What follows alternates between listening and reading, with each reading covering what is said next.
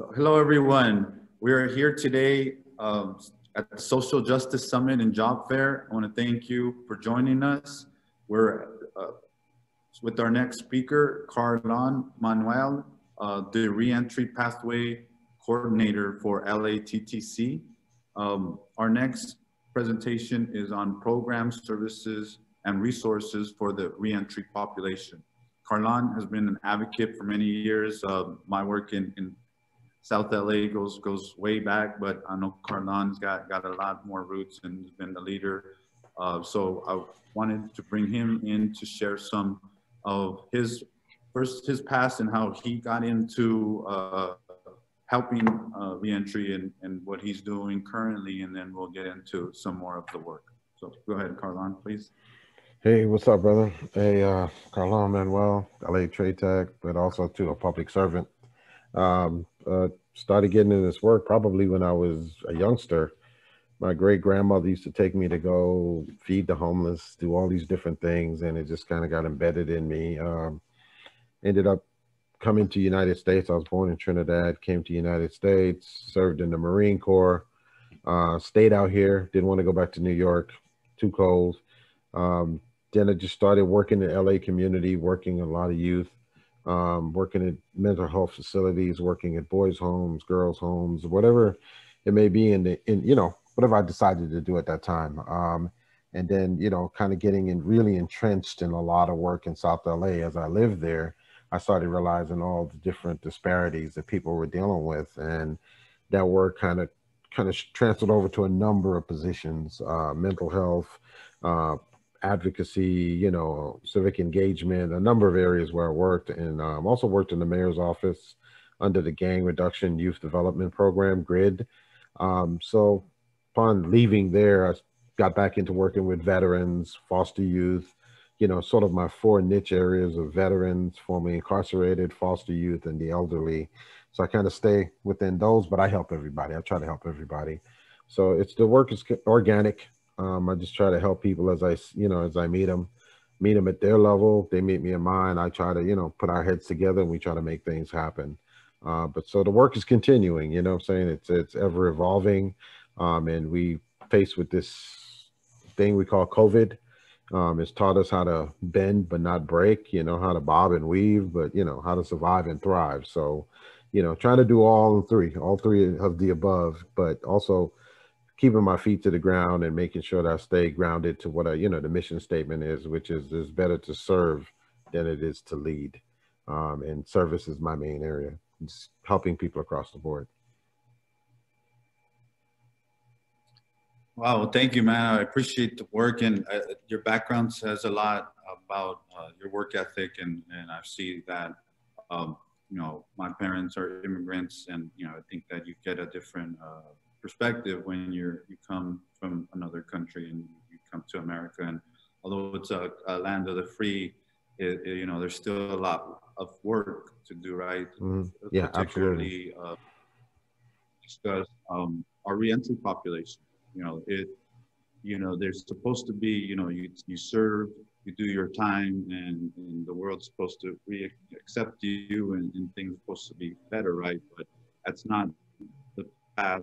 That's not the way things go. So maybe you can discuss a little bit about that experience, and more so how you guys support someone getting out of, prison or incarceration and being able to re-enter the population and succeed. Well, you know what? It's good. You brought up a good point of how you serve. The big part of the service is the in reach. It's kind of going to where they are, going to the jails, going to the prisons, and offering them something other than the regular things that they have to offer when they get out. Having a conversation, seeing young people that you knew from the neighborhood, you see them in prison, and they're like, "Oh snap, Carlon, what's up?" Then I'm like, "Yo, what's up? Now I know where you've been. Now I know where you've been hiding." That happens quite a few times. I've seen guys from the neighborhood. I've seen guys from all around. But it's the in reach to create the outreach. You have to kind of go in and get into all these different areas where people are coming from: parole offices, prisons, jails, house, halfway houses, all the transitional housing, all that stuff. You got to hit all of them. And how do you hit them? You just go do the hand to hand. You have to do the face to face. People have to trust what you're telling them. And the biggest part of the inreach and outreach is listening. Kind of listen to what people have to say and what they want. How do they do it? So that's what we do initially. So we have a steady stream of students or people coming into the school that want to be students. They want to have a different career path. They want to not do what they did before. They want to be comfortable and they want a better quality of life. So we guide them to those paths and we help them. I actually listen to a lot of people. So when I see them at the school, I can say, oh yeah, I remember this person needed a high school diploma. Let me offer it and mention it. I don't tell them to go do it. I just mention it. And then they go, yeah, man, I need to take advantage of that. Okay, cool. Let's sign you up for that. The worst thing you can do is make it embarrassing for the person because they feel like the time that they served that they might have failed or missed a step in life and they really feel bad about it. So it's really about just making them feel comfortable. You create that comfort level, you create that rapport, you could just about get everything you need. And before COVID, a lot of things were done over a cup of coffee or a meal. It's a little different now. So, I have a lot of people that say they owe me cups of coffee. A lot of people I say I owe them meals. So, we're going to go back and forth. But that's initially how it's done. Get them to the campus. We do an assessment. I try to do a really smooth little assessment on them to make sure that, okay, you want them to be a student, but you got to realize that home and everything has to be solid before that happens. COVID has sort of changed that a lot for a lot of people. They kind of come out of isolation to go into isolation. And that's something to deal with that they have to deal with now. So it's a different level of support that's needed. But prior to that, or beyond this point, it's working with them to see that their basic needs are met, that they have housing, they have clothing, they have food, those things are taken care of. And then you could start to input the school stuff, make them feel secure, make them feel related to, make them feel like they have, a viable person on their side that's there to support them. And then it becomes a better, avenue for them to get what they need. You get a lot of referrals because I call it the GP. The GP is the ghetto press, right? If you treat one person well, they will tell another person, hey, go see Carlone. The GP works really good for you. So you got to maintain your A game so your neighborhood Yelp rating don't go down, because that's how it works. People tell other people, it's the truth. It's a neighborhood Yelp. The GP, people talk to each other. Hey man, go see this dude. He'll help you out. And a lot of referrals from us come from community agencies that we work with, working with guys like Luis. He knows me, I know him, he knows the work I do. And he's like, yeah, man, go see Carlone. You can take care of that over there. And that's how it works. It's an ongoing relationship. And it's something that we work on, we build. And I try not to let his side down, because if he sends somebody to me, I better have my A game going, because I don't want his referral process to be bad. So, and a lot of those sources come from parole officers, organizations, people like Louise, other people in the community, and they send them to us, and then we start the process of getting them into school. I always tell people, before you start school, go reconnect with your family. Go reconnect with your friends. Go reconnect with your neighborhood. Do what you need to do to kind of bring it down a little bit, because if you jump right in, you'll burn out. You will burn out. I've seen it happen many a times. Oh, man, I want to get this degree in another 6 months. I just got out last week. Last week? What you doing here? You just got out last week. Man, go home and hang out with your family for a week or two. And that's when you build a rapport, because people trust you that you're looking at their best interest. And then you can input the school, you can input the things that they would want to do, and you can input you can sprinkle a lot of stuff. But honestly, I learn more from them than they'll ever get from me. They bring a life worth of experience, and I bring them, here's a nice little package, so yeah, they learn a lot more. I learn a lot more from them. Yeah, you are, like you said, a true public servant. I think that, like I said, your work shows it. As it starts from just seeing people as a human first and foremost. I think you know, you and I know working in this population with our Black brothers and sisters and brown brothers and sisters that Hmm. have been in the struggle, and even just us, it's just people, and you know, we're all going through things, especially as COVID, mental health, being able to treat people eye to eye, see people eye to eye, I should say, Right. and treat them like Right. another person goes such a long way, right? I mean, I know Yeah. preaching to the choir. No, it's that. That's, hey, look, preach on, brother, preach on. You know, it really, that's it. That's really what it is, man. That's really what it is. On that note, you did discuss some resources, and really, as you mentioned, the best thing that some people can do is just go ahead and reach out directly to you. Yeah. So let me pull this up, and also as I ask you to share a little bit about Yeah, programs, I created, resources. yeah, yeah. I created this back in May or June or something like that. So, I mean, I created it because it's needed. You know, people were asking, and I said, okay, everybody's got a phone. At least they have a phone, they can get to the information. So, this is just one conduit of a way to get there. You know, if you scroll all the way down to the bottom, all the way to like my one of my first posts, it's a lot. I got over 1,000 posts already in the last Can couple you give months. the page name again? It's Reentry Resources. It's on Instagram. I actually try to, excuse me, I try to post the same stuff on Facebook, and that's called Indivisible Men. That's on my nonprofit that I'm working on. Great, and we'll share the information in the chat with you guys. Yeah, I can drop that in the chat for 'em. So this has everything: jobs, housing, food. Yes, great. Yeah, I scour the internet, man. I go all through the internet. I'm looking for stuff. Other people send me stuff. I have nonprofits now that send me and say, "Hey, post this for us," because they see that, you know, since June I've gotten up to 600 followers, which is pretty good. 600 and a half a year, you know. And for You have to pay for them, so that's the organic ones. right, this is organic. This is all people that I know that support me and stuff like that. So what you have here is a mixture of trainings, um, housing, shared housing. You have food, you have clothing, you have medical. Everything on here is free. There's no payment for anything. So anytime I get something and it says people have to pay for it, I slide it over to the side. This everything on the page is free. You have jobs, we have employment. We have everything on here that you would need. Is pretty much. I try to stick it on this page, and I know you got to go through 1,000 posts before you get to this one or two. But I can show you two really big resources that help me a lot.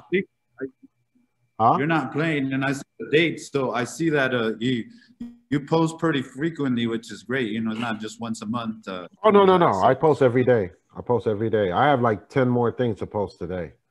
You know, I post every day, and I know because and I didn't realize how many people were like looking at this until people started saying, "Hey, did you post? You didn't post nothing today." I was like, "Oh, wow, okay." You know, I started saying, "Okay, I got to get on it and really, really stay on top of it." So you're going like 1,000 posts deep. And these two things that I posted when I first got there, when I first started the page, and they're really important when it comes to resources and people needing resources and stuff like that. It is two apps that would genuinely help you. I say, yeah, get Instagram. Get Instagram. It's very important that you get Instagram. It is vitally needed. But there's these two other apps that are there that you really need to be on top of. You know, yeah, I know you I got feel to like wait. this. It's never ending, right? I still gotta wait. I think I'll paste my computer memory because at this point, where Uh, are we in? so you're probably, yeah, it's gonna go I'm back. gonna keep You're going. almost there. You're almost there. So you're looking Great. So at I know May. personally, I would also. Yeah, right there. There you go. That's it. You're done. All right. So the two things you see right here, it says what I need and Auntie Bertha. What I need is an app for younger people, right? All the way to age 24, foster youth, transitional age youth. That app is amazing. Amazing. You go ahead, you put your zip code in, and you put what you need: showers, food, clothing. It directs you right to it. It gives you everything you need. It'll drop it right on there. I kind of showed the other page. This should show people. You can click on each one of them, and it goes right to whatever you need. Right? Amazing app. Use it. Take that, put it in your pocket, download it onto your phone. It's an amazing app. The other app that's on there that's vitally important is called Auntie Bertha, right? Auntie Bertha is the one, is the old lady. It looks like a maid. Yeah, she's in the background right there. Um, so that one called Auntie Bertha is anything that Win doesn't have, the Win app doesn't have, Auntie Bertha has. There is a plethora of resources in there. I mean, it's even more extensive than Win. Win is for like younger folks. Auntie Bertha is for adults. Now, this app was created by a guy who was a social worker that needed stuff for his aunt, and he couldn't find resources for her. So he went in and dug up all these resources, created this app to help people in LA, in the communities they are. And it works for, I believe, other cities, but LA, to help them get to where they need to go. So you put in your zip code, and it brings up everything you need in your zip code. Anything you need, anything you can see. Those are the two primary apps that I use. I also utilize a lot of nonprofits in the community. I utilize their resources because I try not to send someone to a building. I try to send you to a person at a desk. And the reason why is because people are intimidated by buildings. They're not intimidated by people at a desk. you go see a line of people outside. You're like, oh my God, I want to deal with this. So what happens? You send them to that person. You say, hey, Jack, I need you to go see Roger. Jack, Roger's waiting on you. Roger, Jack will be there at 3:30. Jack, do not mess this appointment up. Go see Roger at 3:30. He's on his way. That's all you need to do. Whether the person does what they're supposed to do, that's totally on them. You've done you just knocked off all these barriers for them, Like they say, I can give it to you, but what you're going to do with it, right? So I know you put it in their plate. So, sometimes you have to have them, have issues. So lastly, I thank you for your time, but I want to ask a quick question on the way out. Maybe something that we don't know. The average person may not know. Maybe know your rights. Maybe a point or two of what reentry population maybe has rights to or isn't aware that they can do or have access to. Well, believe it or not, the field that you're in, I mean, reentry can actually get into that field. And that's what social justice, it was actually, those programs are created for formerly incarcerated men and women because they were severely impacted by the cannabis industry when it was illegal and they've been arrested for it. This is why it was created. It was created for them when they got out, for them to take advantage of it and create some entrepreneurship.